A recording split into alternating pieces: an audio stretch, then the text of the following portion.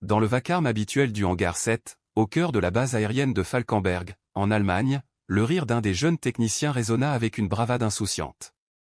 Le soldat de première classe Damian Keller, fraîchement sorti de l'école technique, se croyait malin en se moquant de l'officier qui passait silencieusement. Il l'appela « Madame Scar », pointant du doigt les marques irrégulières qui couraient le long de ses avant-bras comme des éclairs glacés. Le lieutenant Lena Moreau ne répondit pas. Elle se contenta de répondre à ses railleries d'un regard calme, presque clinique, un regard troublant qui le mit mal à l'aise, sans qu'il puisse dire pourquoi. Ce matin-là, rien ne laissait présager que le rythme familier du hangar serait perturbé. Tandis que l'équipe de Lena procédait à son inspection méthodique du stock, un silence inattendu s'abattit. Le claquement sec de bottes autoritaires attira tous les regards vers l'entrée. Le général 4 étoiles Henrik Vollen entra à grands pas, flanqué d'officiers supérieurs. Son regard parcourut la pièce jusqu'à se poser sur Lena. Il s'arrêta, l'air grave, et s'adressa à elle d'un ton plus doux, presque respectueux. « Fantôme, c'est bien toi. » Ce seul mot, murmuré comme un secret interdit, figea l'atmosphère. Des murmures parcoururent les rangs. « Fantôme, le spectre, un nom de code insaisissable, prononcé uniquement dans les légendes feutrées des unités d'élite. » Puis, à la stupéfaction générale, le général Vollen lui fit un salut militaire complet, un honneur réservé aux plus décorés, jamais à un simple lieutenant. Un silence pesant comme du béton s'installa à nouveau. Le cœur de Keller battait fort lorsqu'il réalisa qu'il avait passé des semaines à ridiculiser une femme dont l'histoire vraie dépassait de loin tout ce qu'il aurait pu imaginer. Pourtant, quelques heures plus tôt, la journée avait commencé comme toutes les autres. Lena évoluait dans le hangar avec un calme chirurgical, manches retroussées pour se protéger de la chaleur, ses cicatrices dévoilées sans honte. Elle cochait chaque article de la liste de fournitures du matin d'une écriture fine et précise, gage de sa discipline inébranlable. Autour d'elle, les mécaniciens s'activaient dans un chaos contrôlé, les réacteurs testés à l'extérieur faisaient trembler le sol, et une odeur de kérosène et de métal chaud flottait dans l'air. Le sergent-chef Hartmann, habitué des lieux, s'approcha d'un pas mesuré. « Lieutenant, les pièces hydrauliques ont été reçues et rangées. Aucun problème à signaler. » Lena inclina la tête sans hésitation. « Merci, sergent. Continuez comme ça. » Leur échange était routinier, mais un silence passa entre eux, une reconnaissance silencieuse que Keller, observant de loin, ne parvenait pas encore à déchiffrer. Incapable de se retenir, Keller se pencha vers ses amis et murmura « Regardez le lieutenant Scar. Qu'a-t-elle fait? Elle a plongé ses bras dans des barbelés. » Ses compagnons ricanèrent, leur coup mesquin, assez bas pour rester dans les limites, mais assez fort pour blesser. Lena passa sans ralentir, sans leur accorder un regard, mais sa posture droite et sa démarche mesurée en disaient long, elle les avait entendus et avait choisi le silence. « Attention, officier !» aboya le sergent Monnier, qui avait perçu les murmures. Le petit groupe se redressa, le salut hésitant, plus par habitude que par respect. Damian, toujours incapable de fermer sa fermeture éclair, lança d'une voix forte « Attention à ces rapports de maintenance, lieutenant. On dirait que vous avez déjà perdu un combat à cause de la paperasse. » Cette fois, aucun rire ne suivit. Une tension étrange emplit l'air tandis que Lena s'arrêtait, se retournait lentement et le fixait de son regard glacial et impénétrable au pas de froncement de sourcils, juste un regard qui semblait le scruter au plus profond de lui. Débarrassé, il se retrouva exposé, accablé par une intelligence qui voyait au-delà de ses mots. Sans un mot de plus, elle reprit sa marche, laissant Keller tremblant. Plus tard, lors du briefing opérationnel quotidien, Keller, assis au fond, lançait des plaisanteries discrètes tandis que le colonel Bourget, commandant de la base, exposait les dernières nouvelles de la mission et les nouveaux protocoles de sécurité. Puis arriva la nouvelle d'un problème dans le système thermique de leur dernier drone furtif. « Malgré nos contre-mesures, il reste détectable », avertit le colonel. Avant qu'il ait pu terminer, Lena prit la parole d'une voix douce et posée. « Monsieur, si vous me le permettez, réorienter le collecteur d'admission réduirait considérablement sa signature thermique. Nous avons testé cela sur un prototype antérieur, et les plans indiquent une compatibilité totale. » Un silence stupéfait s'abattit. Le colonel Bourget fronça les sourcils, puis hocha lentement la tête. « Lieutenant, vous avez tout à fait raison. J'avais négligé cette option, la mettre en œuvre. » L'esprit de Keller vacilla à la vue d'un colonel suivant les conseils techniques d'un lieutenant solitaire. Comment pouvait-elle, affectée à la maintenance, s'exprimer avec autant de précision sur des systèmes classifiés? À la fin de la réunion, Une question tenace taraudait Keller, qui est-elle vraiment? Il la suivit dans le couloir, le cœur battant la chamade. Lieutenant, cria-t-il plus fort que prévu. Elle marqua une pause, se retourna, l'expression aussi indéchiffrable que jamais. De près, ses cicatrices semblaient témoigner d'un passé bien plus douloureux que n'importe quel accident d'atelier. Soldat Keller, répondit-elle d'un ton neutre. Il s'efforça d'avoir l'air confiant, mais sa voix le trahit. Je pourrais vous montrer quelques astuces pour éviter les accidents avec le matériel. Il leva un bras comme pour illustrer son propos, mais elle recula avec une précision étrange et fluide, non pas de la peur, mais la grâce de quelqu'un entraîné à esquiver les menaces invisibles. J'apprécie l'offre, dit-elle sur le même ton, mais je peux me débrouiller seule. À cet instant, un pilote expérimenté passa devant Lena et la salua non pas comme une collègue lieutenante, mais avec la déférence réservée qu'on accorde à un supérieur. Madame, dit-il simplement. Keller fronça les sourcils devant ce malaise qu'il ne pouvait expliquer, ses gestes posés, le ton respectueux des vétérans, ses cicatrices autant de preuves d'une histoire qu'il était loin d'être prêt à comprendre. Je voulais juste aider, madame, balbutia-t-il en essayant de se reprendre. On dirait que quelques conseils pourraient vous être utiles pour éviter d'autres blessures. Il aurait dû s'arrêter là. Au lieu de cela, il en fit trop. Lena le fixa d'un regard bien plus troublant que furieux et une appréciation silencieuse qui tranchait sur sa bravade. La sécurité est importante, répondit-elle doucement, tout comme savoir quel combat en vaut la peine et quand il est plus sage de s'en aller. Sur ce, elle fit demi-tour et reprit son chemin, laissant Keller aux prises avec la vérité qu'il venait d'entrevoir. Elle tenta de l'éviter, puis se retourna et s'éloigna. Il resta figé, la confusion tourbillonnant dans son esprit, la gorge serrée par une sensation qu'il n'avait jamais connue auparavant, la honte. Une honte froide et lancinante qui commençait à s'infiltrer dans chaque recoin de sa confiance mal placée. Derrière lui, la voix aigre du sergent-major Lemoine perça le brouillard. « Tu joues avec le feu, Keller. » Le jeune soldat sursauta et ouvrit la bouche pour protester, mais Lemoine secoua la tête, le regret limpide dans ses yeux. « Tu ne comprends pas encore à quoi tu as affaire. Tu ferais mieux d'arrêter avant d'en payer le prix. » Keller voulut répliquer, mais quelque chose dans le regard de Lemoine le fit taire. Le lendemain, une agitation inhabituelle se produisit, une inspection surprise menée par un officier supérieur du commandement de l'Europe du Nord. Au centre des opérations, toutes les ressources disponibles furent mobilisées pour remettre les lieux en ordre. Malgré ses réticences, Keller se vit confier la préparation de la salle de conférence, alignement des chaises, classement des dossiers, test du projecteur. Je n'ai pas étudié les systèmes de propulsion pour redresser les dossiers, marmonna-t-il d'une voix forte, sans se soucier de qui l'entendait. Puis Lena entra. Elle se dirigea vers son poste, à quelques mètres de là, et, sans un mot, commença à vérifier les systèmes logistiques du hangar avec sa précision habituelle. Keller ne put résister. Voici Madame Scratch, de retour pour une nouvelle aventure palpitante dans le monde merveilleux de la paperasse. Quelques rires hésitants parcoururent la salle, mais l'ambiance avait changé, ses amis ne le suivaient plus. Keller, hurla-t-il, saisissant le moindre prétexte pour attirer l'attention, assure-toi que tes rapports soient impeccables aujourd'hui. On n'a pas besoin d'un autre incident de maintenance. Lena ne leva même pas les yeux. Elle continua son travail comme s'il n'existait pas, et cela l'agaçait. Tout changea lorsque les portes massives s'ouvrirent en claquant. « Attention !» tonna une voix. La salle se figea. Le général Vollen était entré. Même sans uniforme, sa réputation le précédait dans tous les couloirs de la base. Il entra à grands pas, inspectant méthodiquement les installations. Les officiers qui l'accompagnaient répondirent à ses questions avec la nervosité que seule une inspection de haut niveau pouvait susciter. Tout semblait en ordre, rien d'extraordinaire. Jusqu'à ce qu'il la voie. Il s'arrêta à mi-chemin, par tous les dieux. « Lena Moreau » souffla-t-il. Le silence s'épaissit, plus dense qu'à son entrée. Tous les regards se tournèrent vers elle. Certains visages restèrent figés.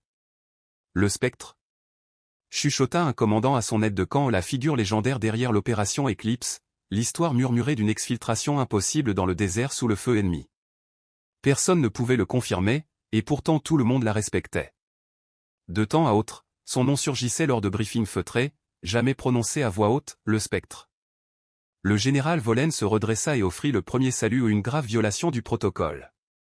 Il salua un sous-officier. Ce geste en dit long. Keller eut un sang-froid. Il avait passé des semaines à ridiculiser cette femme, une légende vivante, un fantôme, une héroïne dont les actes restaient enfouis loin des honneurs officiels. Colonel Moreau, annonça le général, ignorant délibérément son grade visible. Cela fait bien trop longtemps. Elle inclina la tête avec un calme serein. Monsieur, général. Il examina la salle, pesant ses mots. Je respecte votre discrétion, mais ils auraient pu vous proposer un poste plus adapté. Elle répondit avec calme et fermeté, c'était mon choix, monsieur. J'ai préféré ce rôle. Il hocha lentement la tête, comme s'il avait enfin compris sans plus d'explication. Puis, s'adressant à tous, pour ceux qui l'ignorent encore, vous avez servi ces dernières semaines aux côtés de l'un des plus grands esprits tactiques de notre armée. Le colonel Moreau a mené des opérations dont vous ne connaîtrez jamais le détail, mais dont les résultats ont changé l'histoire. Elle était le cerveau de l'opération Silver et de nombreuses autres missions qui n'apparaîtront jamais officiellement sur la liste. Keller sentit ses genoux faiblir. Les paroles du général Vollen continuaient de résonner, mais pour Damien Keller, elles se brouillaient en syllabes inintelligibles. Son esprit chancelait sous le poids de cette révélation, chaque commentaire moqueur, chaque insulte inconsidérée s'abattait sur lui comme un coup de massue. C'était plus qu'une humiliation, il réalisait qu'il avait piétiné quelqu'un dont les sacrifices éclipsaient tout ce qu'il pouvait imaginer. Pourtant, elle se tenait là, posée et sereine, sans une once de triomphe dans le regard. Le colonel Moreau n'avait pas besoin que le monde connaisse sa valeur pour accomplir son devoir et c'était précisément là son pouvoir. Peut-être devrions-nous poursuivre cette conversation en privé, monsieur, dit-elle doucement à Vollen. Il sourit et inclina la tête. Toujours professionnel, répondit-il. Se tournant vers le commandant de la base, il demanda, pouvons-nous utiliser votre bureau? Bien sûr, monsieur, répondit-il respectueusement. Alors que Lena passait devant lui, Keller ne put se résoudre à lever les yeux. La honte le consumait. Une fois la porte refermée, le centre de commandement explosa d'étonnement. Les officiers échangèrent des regards stupéfaits, expliquant à voix basse ce qu'ils croyaient savoir du spectre.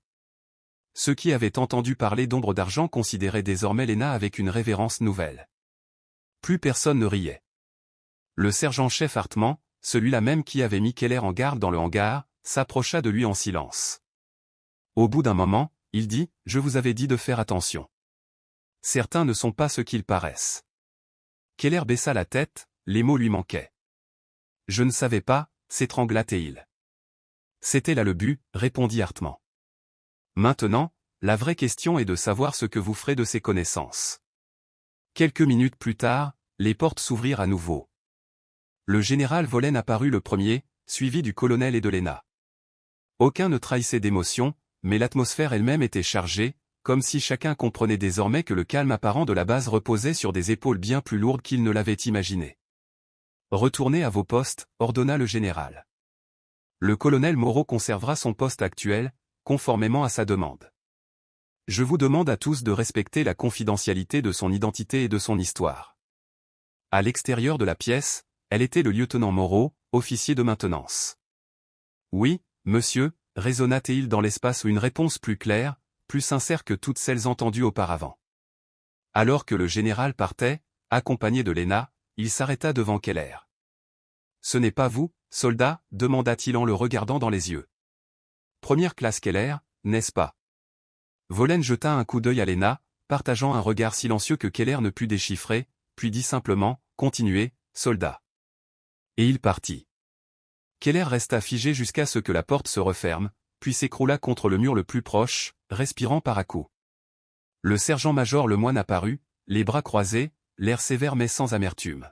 « Tu as peut-être besoin d'air frais, Keller. »« Oui, sergent, » réussit-il à dire, la voix étouffée. Dehors, le soleil de midi illuminait la base, mais pour Keller, tout semblait irréel. Il s'affala contre le bâtiment, essayant de comprendre ce qui s'était passé. « J'ai vraiment tout gâché, hein ?» murmura-t-il. « Vous n'êtes pas le premier à tomber dans ce piège, » répondit le moine, presque surpris par l'évidence. « Ces cicatrices ne sont pas dues à un incident de maintenance. » Il marqua une pause. « Elles proviennent du fait d'avoir extirpé 3 opérateurs blessés d'un véhicule en feu, sur près de 5 kilomètres, les 2 bras lacérés par des éclats d'obus. Pas un seul cri, pas une seule plainte. » Un frisson parcourut Keller. Cette image lui brûla l'esprit. Mais pourquoi retourner à la maintenance après tout ça? Elle aurait pu avoir un bureau climatisé au Pentagone. Le moine haussa les épaules. Certains fuient les projecteurs, surtout ceux qui ont vu ce que d'autres ne peuvent même pas imaginer. Et parfois, réparer des machines est plus agréable que de se souvenir de ce qu'on est obligé de détruire.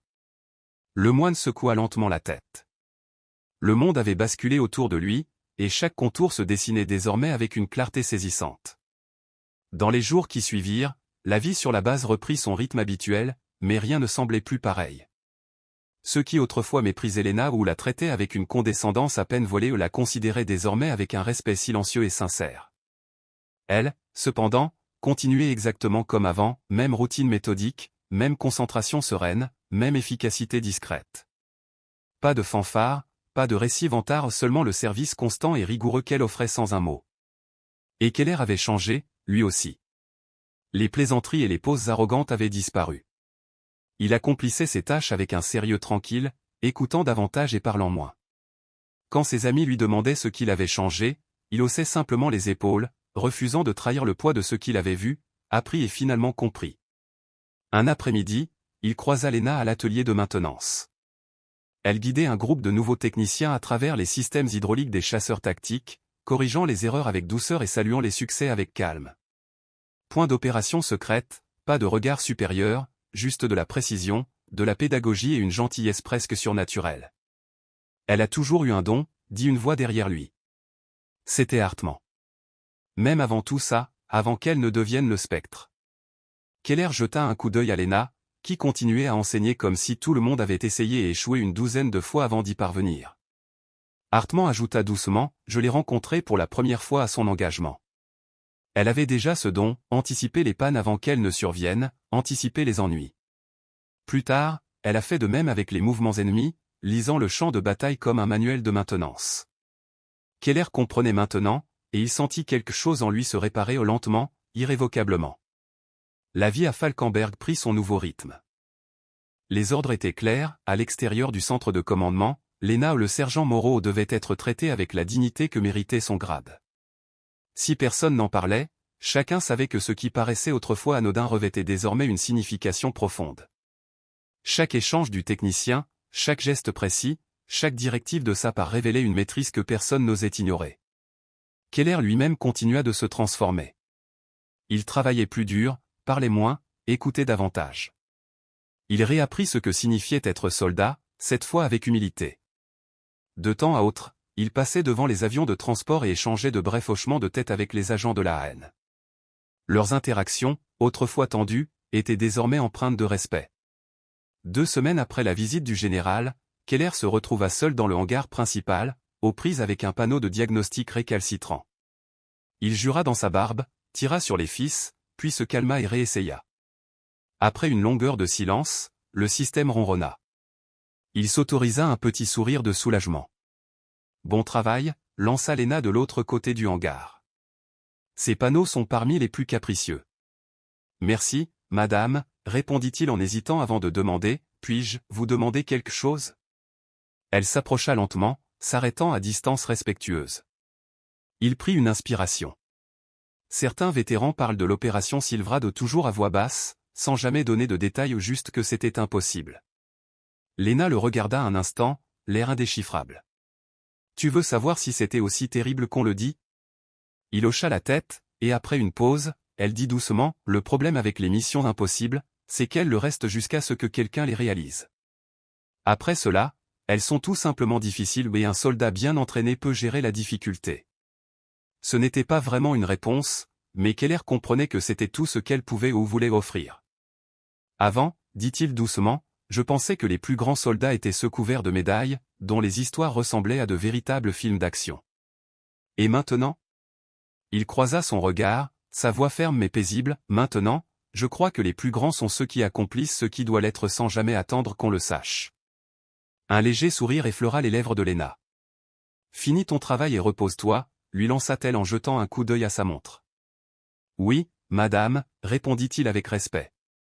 Il marqua une brève pause, puis ajouta, merci, non seulement pour ce que vous avez fait sur le terrain, mais aussi pour tout ce que vous faites ici, chaque jour. Surprise, elle s'arrêta un instant, inclina la tête en signe de reconnaissance, puis se fondit dans l'ombre du hangar. Les jours suivants, Lena poursuivit son entraînement des nouvelles recrues avec la même rigueur et le même calme imperturbable. Elle corrigeait les erreurs sans jamais humilier personne, illustrant chaque consigne sans jamais dominer, et ne parlait jamais de son passé. Pourtant, chacun de ses gestes, sa posture droite, sa précision millimétrée, la confiance tranquille qui émanait d'elle racontait les batailles qu'elle avait déjà remportées. Un jour, remarqua Hartmann en l'observant enseigner, je pensais que les soldats les plus bruyants étaient les plus impressionnants. Maintenant, je comprends que les vraies légendes sont celles qui se taisent. Plus tard, Keller passa devant le centre de commandement et aperçut, à travers la fenêtre, Lena penchée sur des cartes et des diagrammes avec le colonel Dervaux. Leur conversation feutrée vibrait d'un respect mutuel qu'aucun grade ne pouvait acheter.